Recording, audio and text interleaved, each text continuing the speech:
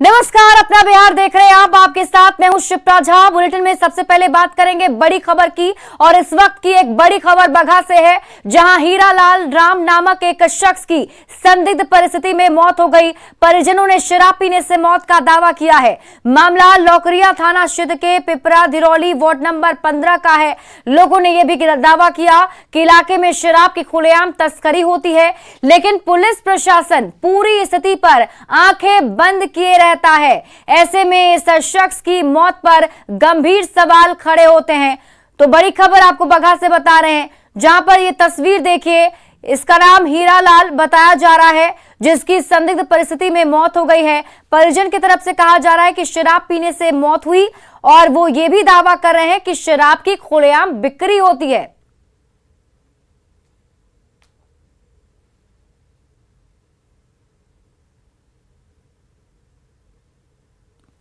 शराब पीने से मौत हो गई। कहाँ मिली थी शराब? यही गांव में मिली थी, पिपरा धिरौली में। यहाँ शराब बनती है, बिकती है? शराब यहाँ बहुत भारी मात्रा में बनती है। कैसे आपको जानकारी मिली? कब पिए थे शराब? प्रतिदिन लोग यहाँ पर पीता है, तो जानकारी इसमें का लेने की बात है। क्या चाहते हैं हम लोग चाहते हैं कि शराब बंदी है तो बंद कर दिया जाए। ऐसे में कई सारे सवाल हैं जो उठते हैं। न्यूज़ 18 भी सवाल पूछता है कि मौत पर प्रशासन आखिर चुप क्यों है। यह सवाल इसलिए क्योंकि संदिग्ध मौत माना जा रहा है, लेकिन परिजन की तरफ से कहा जा रहा है कि शराब पीने से मौत हुई है, लेकिन अभी तक जिला प्रशासन इस पूरे मामले पर चुप है। सवाल ये, कब खुलेगी प्रशासन की नींद, क्योंकि अभी भी वहां पर शराब की बिक्री हो रही है। लोग साफ तौर पर यह बात कह रहे हैं। और सवाल तो ये भी कि मौत की क्यों नहीं हो रही है जांच। प्रशासन की तरफ से इस मौत की जांच आखिर क्यों नहीं की जा रही है, और क्यों नहीं सुनी जा रही परिजनों की बात। परिजन ये भी कह रहे हैं कि प्रशासन की तरफ से कोई कार्रवाई नहीं हो रही, उनकी सुनवाई नहीं हो रही, पुलिस इस मामले की जांच भी नहीं कर रही। मुन्ना राज संवाददाता बहुत अधिक जानकारी के साथ जुड़े हुए हैं। क्या कुछ अपडेट अभी सामने आ रहा है मुन्ना राज, जरा ये बताइए, प्रशासन की टीम क्या कुछ कह रही है? लौकरिया थाना क्षेत्र के धिरौली गांव में जब शराब से मौत होती है, उसके बाद परिजन लगातार आरोप लगाते हैं, लेकिन प्रशासन की तरफ से अभी तक शराब पीने की पुष्टि नहीं की गई है। हालांकि परिजनों से लेकर गांव वाले भी लगातार शराब के बनाने और बिक्री करने का खुलासा जरूर कर रहे हैं। तो निश्चित तौर पर यह पुलिस की कार्यशैली पर एक बड़ा सवाल है कि लोग चिल्ला चिल्लाकर परिजन कहने के लिए तैयार है कि गांव में शराब भी बनती है और शराब की बिक्री भी हो रही है, और जिस मजदूर की मौत की बात सामने आ रही है, उस मजदूर के परिजन खुद कह रहे हैं कि वो शराब पीकर घर पहुंचे थे और अचानक उनकी तबीयत बिगड़ जाती है। तो निश्चित तौर पर प्रशासन समय रहते अगर इस तरह की कार्रवाई नहीं करता है और आने वाले दिनों में और कोई बड़ा हादसा होता है, तो निश्चित तौर पर प्रशासन की बड़ी लापरवाही ही कही जाएगी। लेकिन फिलहाल अभी पुलिस पूरे मामले में लीपापोती में लगी है, और अभी तक जो परिजनों का आरोप है उसकी जाँच नहीं की जा रही है। जी, अभी तक कोई कार्रवाई नहीं की गई। मुन्ना, आप मुझे ये बताइए कि वहां पर जैसा कि परिजन बता रहे, लोग बता रहे कि शराब की खुलेआम बिक्री होती है, तो क्या प्रशासन की टीम को इसकी जानकारी नहीं है कि लोगों तक शराब मिल रही है? स्थानीय चौकीदार के माध्यम से पूरे गांव की तहकीकात कराई गई है, और उत्पाद विभाग और पुलिस की संयुक्त टीम कई इलाके में धांगाटोली जो है, जिस धांगाटोली में शराब पीने की बात बताई जा रही है, तो वहां छापेमारी भी हुई है। लेकिन जब छापेमारी हुई है, कुछ ना कुछ रिकवरी जरूर हुआ है, और प्रशासन की छापेमारी जैसे ही समाप्त हो जाती है, फिर वहां शराब बनाने का धंधा शुरू हो जाता है। तो लगातार शराब माफिया और पुलिस की लुका छुपी कोई नई बात नहीं हो, लगातार ऐसे होती रही है। और प्रशासन लगातार जब भी छापेमारी किया है, तो कहीं ना कहीं से कच्चा शराब की बड़ी खेप जरूर मिली है। तो निश्चित तौर पर यह प्रमाण देता है कि जो वहाँ शराब का निर्माण होता है और पुलिस की लुका छिपी से यह खेल चल रहा है। मुन्ना, क्या ये जानकारी मिल पा रही है कि जिस व्यक्ति की मौत हुई है सिर्फ उसी ने शराब पी थी, या कुछ और लोग भी थे जिन्होंने शराब पी है? परिजनों के मुताबिक हीरालाल राम, जिसकी तबीयत शराब पीकर घर पहुंचता है, अचानक तबीयत बिगड़ती है और उसे अस्पताल ले जाया जाता है, और रास्ते में उसकी मौत हो जाती है। और उसके साथ निश्चित तौर पर एक हीरालाल राम ही नहीं है, चूंकि शराब की मात्रा कम या ज्यादा हो सकती है, तो हो सकता है कि हीरालाल राम ने कुछ मात्रा ज्यादा ले ली हो, जिसके कारण उसकी मौत हो जाती है। तो कई अन्य लोगों की भी तबीयत बिगड़ सकती है शराब के खेने से। लेकिन प्रशासनिक हमला है, और कई परिजन ऐसे हैं जो चोरी छुपे प्रशासन के सामने आने के लिए तैयार नहीं है कि मैंने कोई शराब पी है, चूंकि प्रशासन की तरफ से कार्रवाई का भी लोगों को भय है, और गरीब लोग हैं और दलित मजदूर टाइप कि पूरा परिवार आसपास के इलाके में है, जिन इलाकों में धागा टोली की बात बताई जा गई है। जी, मतलब इस खबर के सामने आने के बाद क्या कोई पुलिस एक्टिव नहीं दिख रही वहां पर मुन्ना? पुलिस की टीम को गांव में भेजा गया और पुलिस उन परिजनों तक पहुंच जरूर रही है। तो पोस्टमार्टम को लेकर परिजनों और पुलिस के बीच में बकझक चल रही है कि परिजन पोस्टमार्टम कराने के लिए तैयार नहीं है और पुलिस पोस्टमार्टम कराना चाहती है।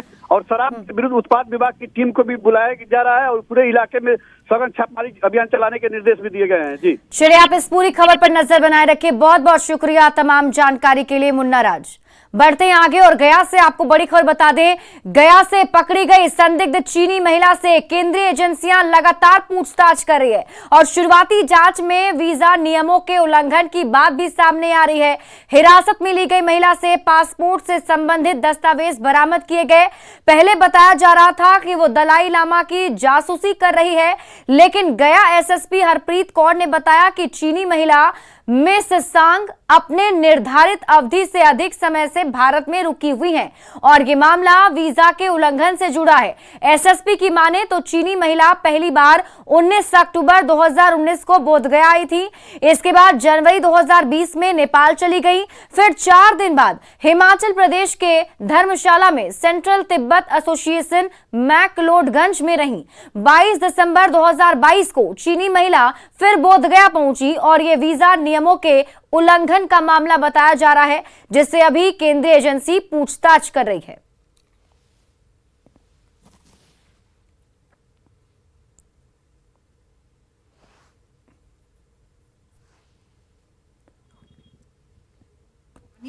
रोड में एक गेस्ट हाउस है, वो वैसे तो वो बंद रखते हैं, लेकिन जब ये टूरिस्ट सीजन होता है जहाँ हिज हॉलीनेस का विजिट होता है उस टाइम में ये टूरिस्ट के लिए खोलते हैं। तो वहां पे ये महिला रह रही थी, वहां पे ये लोकेट हुई है। तो इसका जो है ये महिला पहले 19 अक्टूबर 19 को भारत आई थी और उसके बाद ये जनवरी 20 में 4 दिन के लिए नेपाल गई थी। फिर 20 जनवरी 20 को यहाँ इंडिया में तब से रह रही है।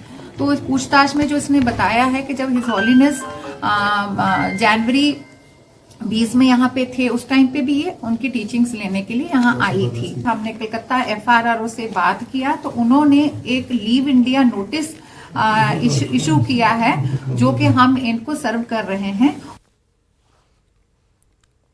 और खबर मुजफ्फरपुर से है, जहां पुणे से घर आ रहा युवक ट्रेन से उतरने के बाद गायब हो गया है।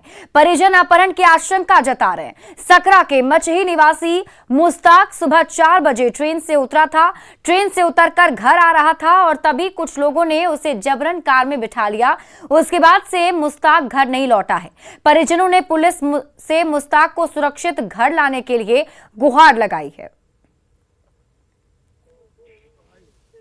की जाने के लिए आई हूँ, अभी तक ना आए। तो चालू है कि ना? नहीं चालू। बात हुआ 5:30 बजे करीब में, जब इधर से फोन किए तब बोले कि हम ना चिन्ह पहचान के आदमी से गाड़ी में बैठे हुए बोलेरो में से रख दो फोन।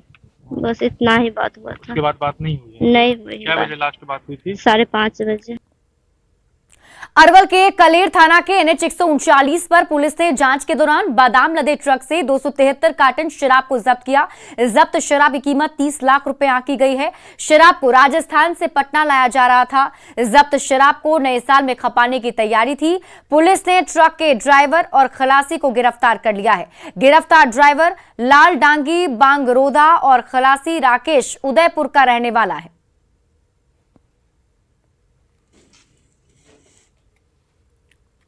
मशरक शराब कांड के बाद छपरा में जब्त की गई देसी और विदेशी शराब नष्ट की गई है। 30 अलग अलग मामलों में 2500 लीटर से ज्यादा शराब जब्त की गई थी, जिसे नष्ट कर दिया गया है। और इसके अलावा 7500 लीटर स्प्रिट भी जब्त किया गया है, जिसे नष्ट कर दिया गया।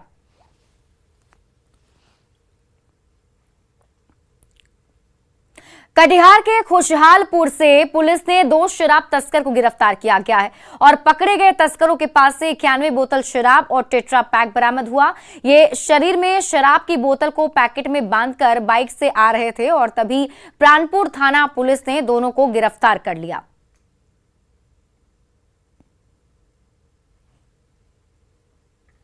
और पटना नगर निकाय चुनाव में जीते हुए प्रत्याशियों के नामों की घोषणा के बाद से ही उन्हें प्रमाण पत्र दिया जा रहा है और पटना के जीते हुए वार्ड पार्षद प्रत्याशियों की खुशी देखते ही बन रही है। कोई पहली बार जीत दर्ज कर रहा है तो किसी ने लगातार तीसरी बार जीत दर्ज की।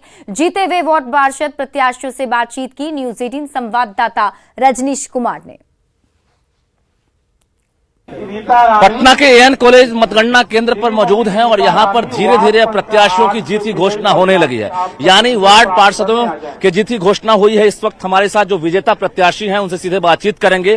किस वार्ड से आप हैं? जी 21 से हैं। जी जीत गई? जी बिल्कुल। अच्छा। सर्टिफिकेट देख सकते हैं आप। बिल्कुल, चेहरे पर जो मुस्कान है साफ तौर से देख सकते हैं। क्या नाम हुआ आपका? श्वेता रंजन। श्वेता रंजन जी।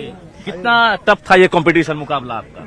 बहुत टफ रहा, बहुत टफ रहा। कहाँ टफ रहा? बताइए। जनता के बीच अपनी जनता के दिलों में जगह बनाए और जनता ने उतना प्यार किया और भरोसा किया मुझ पे, तो काम करेंगे। हाँ, काम। पहली बार चुनाव लड़ी है? दूसरी बार लड़ा है मैंने। पार्षद पहली बार बनी है? जी, पार्षद पहली बार बनी। चलिए, ये बिल्कुल एक संकल्प लेकर यहाँ से निकल रही हैं, सर्टिफिकेट हाथ में है। आप किस वार्ड से हैं? वार्ड नंबर 1 से है छठिया देवी। वार्ड नंबर 1 से है छठिया देवी। छठिया देवी जीत गई ना? हाँ, जीत गए। चलिए, प्रमाण पत्र गवाही दे रहा है, कितनी खुशी हो रही है? बहुत खुशी हो रहा है। क्या देखकर आपको वोट मिला?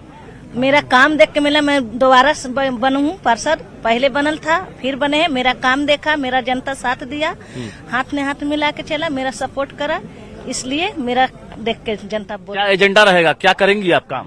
फिर विकास करेंगे।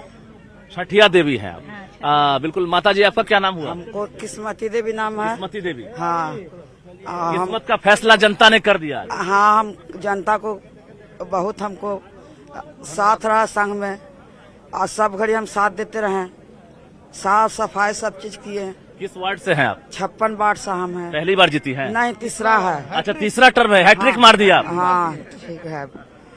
क्या करेंगे अब जीत के बाद? आप सब विकास करेंगे हम। हाँ, सारा 56 वार्ड में विकास करेंगे। ये किस्मती देवी हैं। वार्ड नंबर कितना हुआ? 56। वार्ड नंबर 56 से किस्मती देवी है। फिर से इनकी किस्मत बदली है, यानी लगातार ये हैट्रिक मारी है, तीसरी बार इनकी जीत हुई है। तो कहीं न कहीं इनको काम के आधार पर जनता ने वोट किया है। इसी तरह से लगातार वोटों की गिनती जारी है और वार्ड पार्षद जो हैं उनके नामों की लगातार घोषणा हो रही है। कैमरामैन सुबोध के साथ रजनीश कुमार, न्यूज 18 पटना।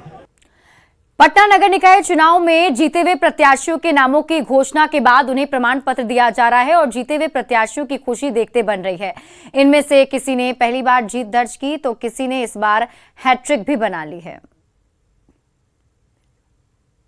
मतगणना केंद्र पर मौजूद हैं और यहां पर धीरे धीरे प्रत्याशियों की जीत की घोषणा होने लगी है, यानी वार्ड पार्षदों के जीत की घोषणा हुई है। इस वक्त हमारे साथ जो विजेता प्रत्याशी हैं उनसे सीधे बातचीत करेंगे। किस वार्ड से आप हैं? जी 21 से हैं। जी। जीत गई? जी बिल्कुल। अच्छा। सर्टिफिकेट देख सकते हैं आप। बिल्कुल, चेहरे पर जो मुस्कान है साफ तौर से देख सकते हैं। क्या नाम हुआ आपका? श्वेता रंजन। श्वेता रंजन। जी। कितना टफ था ये कंपटीशन, मुकाबला आपका? बहुत टफ रहा, बहुत टफ रहा। जनता के दिलों में जगह बनाए और जनता ने उतना प्यार किया और भरोसा किया मुझ पे, तो काम करेंगे। हाँ, काम। पहली बार चुनाव लड़ी है? दूसरी बार लड़ा है मैंने। पार्षद पहली बार बनी है? जी, पार्षद पहली बार बनी। चलिए, ये बिल्कुल एक संकल्प लेकर यहाँ से निकल रही हैं, सर्टिफिकेट हाथ में है। आप किस वार्ड से हैं? वार्ड नंबर 1 से है छठिया देवी। छठिया देवी जीत गई ना? हाँ, जीत गए। चलिए, प्रमाण पत्र गवाही दे रहा है, कितनी खुशी हो रही है? बहुत खुशी हो रहा है। क्या देखकर आपको वोट मिला? मेरा काम देख के मिला। मैं दोबारा बनू हूँ पार्षद, पहले बनल था फिर बने हैं। मेरा काम देखा, मेरा जनता साथ दिया, हाथ में हाथ मिला के चला, मेरा सपोर्ट करा। क्या एजेंडा रहेगा, क्या करेंगी आप काम? फिर विकास करेंगे। माता जी, आपका क्या नाम हुआ? हमको किस्मती देवी नाम है। किस्मती देवी। हाँ। किस्मत का फैसला जनता ने कर दिया। हाँ, हम जनता को बहुत हमको साथ रहा संघ में। गोपालगंज में किसान यूरिया खाद की किल्लत से बेहद ही परेशान है। किसान खेती छोड़कर खाद दुकानों का चक्कर लगा रहे, लेकिन उन्हें खाद नहीं मिल पा रही। गोपालगंज के 14 प्रखंडों में एक जैसी स्थिति बनी हुई है। कृषि विभाग के आंकड़ों पर गौर करें तो दिसंबर महीने में 2119 मीट्रिक टन खाद की आपूर्ति की गई, जबकि आवश्यकता 4302 मीट्रिक टन की थी। यानी किसानों को जरूरत की 50% ही यूरिया मिल पा रही है। काहे के लिए आई हैं? खादर के लिए ना कालो आए रहे हैं, आज आयल बन 6 बजे से। क्या बताया जा रहा है? हम कहते हैं लोग की सूख के बाटाई ना नहीं लो भीड़ में मेरा जात का एक बस बा। हाँ कूपन मिल रहा है। कितने बजे से आए हैं? 4 बजे से है। क्या चीज के लिए? क्या लेने आए हैं? वो यूरिया लेना है। क्या बता रहे हैं? बोलते हैं जब महीने मिलेगा। यूरिया सुबह लगभग 8 बजे से थाना प्रशासन के देखरेख में बांटा जा रहा है और सारे लोगों को कूपन दे दिया गया है। कूपन का सीरियल नंबर भी यहाँ पे कर दिया गया है। उस सीरियल से किसान का भीड़ कंट्रोल हो जाए, ऐसा इसलिए किया गया है कि भीड़ कंट्रोल हो जाए, लोग लाइन से आकर यूरिया ले लें। तो याद होगा कि जितनी मैट्रिक टन यूरिया की आवश्यकता थी उसके अनुरूप बिहार को आवंटन केंद्र की सरकार नहीं करती थी और आज हमारी महागठबंधन की सरकार बनने के बाद बिहार के किसानों को परेशान करने के नियत से केंद्र की सरकार इस बिहार में जितना भी यूरिया का मैट्रिक टन आवंटन की आवश्यकता है, जो बिहार सरकार ने डिमांड किया है, उसके अनुरूप केंद्र की सरकार बिहार के किसानों के लिए यूरिया उपलब्ध नहीं करा रही है। और अब बात करेंगे ठंड की। भागलपुर में ठंड का प्रकोप बढ़ते जा रहा है। सड़कों पर विजिबिलिटी 3 से 4 मीटर है। वहीं तापमान लुढ़क कर 5.4 डिग्री सेल्सियस पहुंच गया है। बावजूद इसके प्रशासन की तरफ से अलाव की कोई व्यवस्था नहीं की गई। लोग खुद ही सड़क के किनारे लकड़ी जलाकर ठंड को दूर करने की कोशिश कर रहे हैं। अभी हम भागलपुर के सबौर NH80 पर हैं और आप देख सकते हैं कि कोहरे का क्या असर है। पूरा सड़क जो है कोहरे के आगोश में है और पूरा इलाका एक तरह से कहेंगे तो कुहासे के जो है आगोश में समा चुका है। विजिबिलिटी जो है सड़कों पर वो काफ़ी कम है। लोग लाइट जलाकर गाड़ी चला रहे हैं और उसी में जा रहे हैं। 4 से 5 मीटर तक ही विजिबिलिटी है और सारा अंधेरा लग रहा है। और आप देख सकते हैं कि ठंड का ये कहर है कि यहाँ पर कुछ लोग हैं जो आग ताप रहे हैं। कि इन लोगों से बात करते हैं, कितना ठंड पड़ रहा है? और ठंड बहुत ज़्यादा है। कोहरा बहुत कुहासा, एकदम गाय माल नहीं दिखाई दे रहा है। कोई व्यवस्था किया गया है सरकार की ओर से? कोई व्यवस्था नहीं है। और पारा जो है 5.4 डिग्री तक आकर लुढ़क चुका है और लोग जो है ठंड से बचने के लिए अपना ओर से जो है कहीं से लकड़ी चुन कर लाते हैं और उसी को जलाकर यहाँ पर ठंड से को मिटाने का प्रयास कर रहे हैं। लेकिन सरकार की तरफ से जो व्यवस्था होनी चाहिए थी वो कहीं से भी नजर नहीं आ रही है। आशीष रंजन, न्यूज़ 18 भागलपुर। और भारत दुनिया में सबसे लंबी रिवर क्रूज यात्रा का शुभारंभ करने जा रहा है। स्वदेश में विकसित ये अपनी तरह का एक अनोखा क्रूज है जो यूपी के वाराणसी से निकलकर बांग्लादेश होते हुए 3200 किलोमीटर की लंबी जल यात्रा पूरी कर असम के डिब्रूगढ़ तक पहुंचेगा। पीएम मोदी ने कहा कि 13 जनवरी 2023 को वाराणसी से इस क्रूज यात्रा का शुभारंभ होगा। गंगा और ब्रह्मपुत्र नदियों के बीच वाटरवे लिंक स्थापित करने पर भी काम किया है। मैं आज देश के लोगों को इससे जुड़ी भी एक जानकारी देना चाहता हूं। 13 जनवरी 2023 को काशी से, वाराणसी से एक क्रूज जा रहा है जो 3200 किलोमीटर लंबे वाटरवे से होते हुए, बांग्लादेश से होते हुए डिब्रूगढ़ तक पहुंचेगा। ये पूरे विश्व में अपनी तरह का अभूतपूर्व क्रूज होगा। ये भारत में बढ़ते क्रूज टूरिज्म का भी प्रतिबिंब बनेगा। मैं पश्चिम बंगाल के लोगों से भी आग्रह करूंगा कि इसका जरूर लाभ उठाएं। खबर शेखपुरा से है। शेखपुरा जिले के सभी 6 प्रखंडों में कस्तूरबा बालिका आवासीय विद्यालय का संचालन किया जा रहा है, जहां अनुसूचित जाति, अनुसूचित जनजाति, गरीबी रेखा के नीचे जीवन बसर करने वाले परिवारों की बेटियां मुफ्त आवासीय शिक्षा ग्रहण करती हैं। लेकिन अरियरी प्रखंड के बेलछी कस्तूरबा विद्यालय में सरकारी राशि नहीं मिलने से प्रबंधन स्कूल के संचालन कर पाने से असहज महसूस कर रहा है। बच्चियों के खाने, मेडिकल सुविधा तक की परेशानी हो रही है। वित्तीय वर्ष 22-23 के लिए 16 लाख रुपए का जो आवंटन किया गया वो अक्टूबर महीने में ही समाप्त हो गया। अब उधारी से ही काम चलाया जा रहा है। स्कूल परिसर का जायजा लिया हमारे संवाददाता अजीत सिन्हा ने। सरकार का जो गाइडलाइन है उसके मुताबिक जो 13 वर्ष की लड़कियां हैं, अनुसूचित जाति, जनजाति या पिछड़ा वर्ग की, वैसी लड़की गरीब लड़कियों का यहाँ नामांकन आवासीय तौर पर होता है। सारा व्यवस्था सरकार का है। लेकिन इन दिनों जो है ये 2022 और 23 में सरकार ने 16 लाख रुपया का आवंटन दिया है और वो राशि नवंबर में सारा समाप्त हो गया। दिसंबर में एक भी पैसा विद्यालय के कोष में नहीं है, जिसके कारण खाने पीने का, रहने सहने का, दवा का सारा कमी अब होने लगा है। हालांकि शिक्षक द्वारा जो यहाँ के प्रबंधक हैं उनके माध्यम से कुछ कर्ज लेकर तो काम चलाया जा रहा है, लेकिन आने वाले दिनों में काफ़ी परेशानी होने वाली है। यहाँ के अभी वार्डन हैं, हम इनसे भी जानना चाहेंगे कि क्या स्थिति है इस स्कूल का और राशि नहीं रहने के कारण क्या क्या परेशानी होने वाला है। राशि नहीं रहने के कारण जो उधार दे रहे थे इतना दिनों से, जैसे ही कोरोना की आहट शुरू हुई सभी जो उधार देना बंद कर दिए और उन्होंने अल्टीमेटम दे दिया है कि अगर जनवरी में पैसा हमको 1 जनवरी तक नहीं मिलेगा तो हम जनवरी में उधार नहीं देंगे। पैसे के अभाव में अगर यही स्थिति बनी रही तो कस्तूरबा गांधी आवासीय स्कूल जो है वो बंद होने की कगार पर है। इसलिए सरकार को चाहिए कि इसे प्राथमिकता के तौर पर जो भी आवंटन है उसे उपलब्ध कराया जाना चाहिए, ताकि लड़कियां को जो सुलभ शिक्षा मिल रहा है वो मिलता रहे। अजीत कुमार सिन्हा, न्यूज़ 18, शेखपुरा।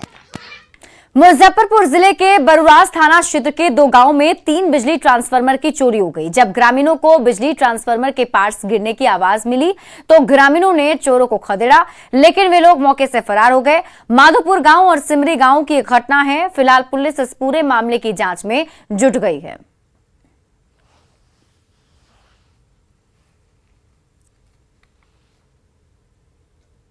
ट्रांसफार्मर का तो इस यहाँ से ऊपर से कुछ गिरने की आवाज़ आई, जिससे लोगों का नींद खुला और नींद खुलने के बाद में लोगों ने उसका पीछा किया, यहाँ से भाग कर गया, मैंने पश्चिम की तरफ गया और पश्चिम की तरफ यहाँ से पश्चिम की तरफ ही 2 ट्रांसफार्मर जाके खुला है।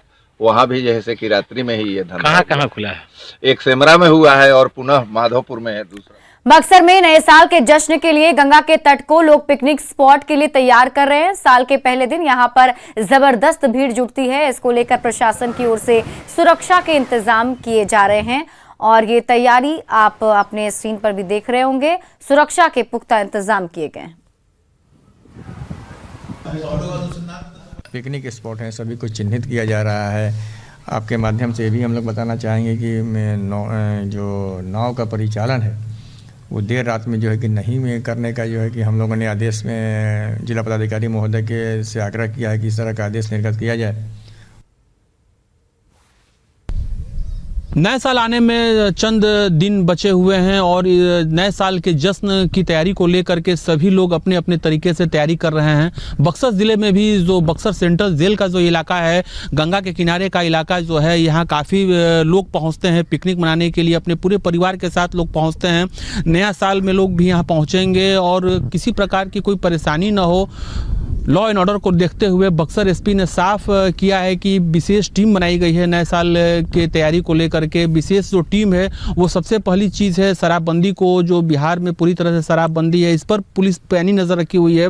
बक्सर ज़िला जो है वो बिहार का पहला ज़िला है और यहाँ सटा हुआ उत्तर प्रदेश से, और लगातार जो तस्कर होते हैं वो इसका लाभ उठाते हैं और यहाँ से बिहार में शराब लाने की कोशिश करते हैं। इसे देखते हुए बक्सर एसपी ने कई टीम बनाई है और सभी टीमों को जो बॉर्डरिंग क्षेत्र है वहाँ तैनाती की गई है। खासकर पिकनिक स्पॉट पर भी जो पुलिस का खुफिया विभाग है उसे तैनात किया गया है ताकि किसी प्रकार की कोई विघ्न नहीं पैदा हो, लोग नए साल का जश्न शांतिपूर्ण तरीके से मनाएं। पुष्पराज, न्यूज़ 18, बक्सर। और इसी बीच बड़ी खबर आपको बता दें, बोधगया से बड़ी खबर है जहां सीएम नीतीश कुमार पहुंचे हैं।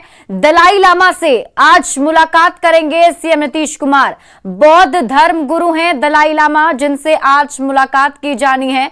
आपको बता दें कि महाबोधि मंदिर में पूजा अर्चना भी कर सकते हैं सीएम नीतीश कुमार, ये जानकारी मिल रही है। बोधगया में फिलहाल दलाई लामा मौजूद हैं, उनका वहां पर टीचिंग सेशन चल रहा है जिसमें वो बौद्ध भिक्षुओं को उपदेश दे रहे हैं और इसी बीच आज सीएम नीतीश कुमार उनसे मुलाकात करने के लिए बोधगया गए हैं।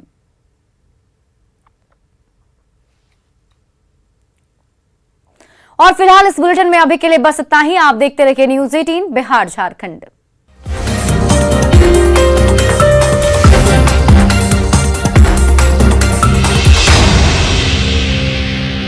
Headlines presented by